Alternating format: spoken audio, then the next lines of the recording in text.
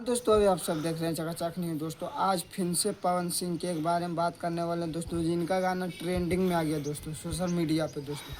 आप सबको हम बता देते हैं दोस्तों कि कहीं न कहीं दोस्तों पवन सिंह के 2-3 दिन पहले एक गाना आया था दोस्तों, भक्ति गीत दोस्तों। जो गाना के टाइटल था दोस्तों कि माई के चुना लिया लहरे, इस प्रकार के गाना के टाइटल था दोस्तों।